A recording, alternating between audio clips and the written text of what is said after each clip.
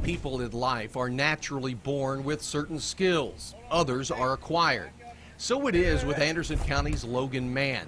He is a long snapper for the Bearcats, and while it may not look or sound like the most attractive position on the football field, it is highly important. You got to work on it every day, just continually get better. And I mean, it's an art, so you got to work on the mechanics and the little things to get better. I'm glad he found a role that he could step into, and he excelled. He's one of the best long snappers in the state, and I'm so fortunate to have him. You know, punting, the snaps are always right there. He's the best, you know. Logan oftentimes practices by himself, and when on the field, rarely gets hit. He is seldom noticed from the stands during a game, but his area of expertise is amazing. He has gone around the country learning this craft at numerous camps. I take pride at it, go to camps, get better, and every day I'll be working at it, just mechanics and form, without a football, with a football. Just do anything I can to get better. But how Logan Mann learned this art is amazing and quite dramatic. It began when he was in 3rd grade. He had played baseball and basketball up until 3rd grade and never had an issue.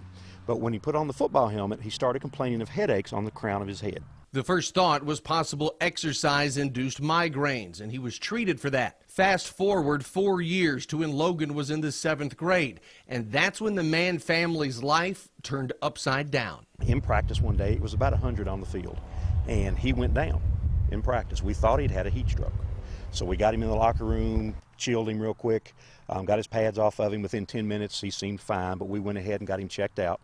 At that point, the neurologist wanted to do an MRI. They hadn't done one prior to that. The MRI was followed by an angiogram, which discovered a rare disease called moya moya.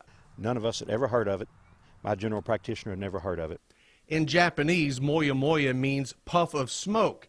In an MRI, the impression looks like just that, a puff of smoke in the brain. I didn't have enough blood flow on the right side of my head, so they had to go in and graft a vein into my main vein, and it grows like tree roots.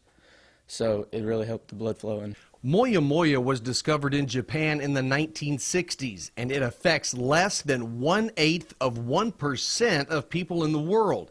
Remember when Logan was thought to have that heat stroke? He actually had a stroke. In fact, Logan had at least 2 strokes and possibly a 3rd. Surgery was performed at Boston Children's Hospital, where 4 titanium plates and 16 screws were inserted. After 1 year away from sports, Logan was given a clean bill of health and allowed to play once again. And he wanted to play football. Do I really want my kid playing football? There's the coach in me that loves the game, and then there's the parent in me that steps back and realizes this is my child this time. But, you know, again, with a lot of discussion with the neurologist, he said that he's really at no more risk than any other football player is at this time because of the work that they've done. it's emotional for me, but still I get to play the game I love, and that's all that matters. Now, because of his condition, Logan and his family chose to focus on long snapping because by rule, he is protected from being hit unless he engages in the play. Now, which he does quite often. His time's remarkable, 0.7 to 0.8, great for high school athletes. NFL scouts generally consider times 0.6 to 0.7 range-worthy of consideration for pro football, and he's still in high school, so that's not too bad. Great story about a great kid. I mean, every coach would want a kid like that on his team who's so dedicated. So what about his health? I mean, is he in the clear? He is, to a degree. He has an MRI every year, and he will have that MRI for the rest of his life. Logan no longer has to have angiograms unless an issue would arise on an MRI, and he visits a neurologist once a year for a checkup. So an incredible story, and a young man who's trying to get a college scholarship out of being a long snapper. Wow. We wish him the best on that. Brian, thank you.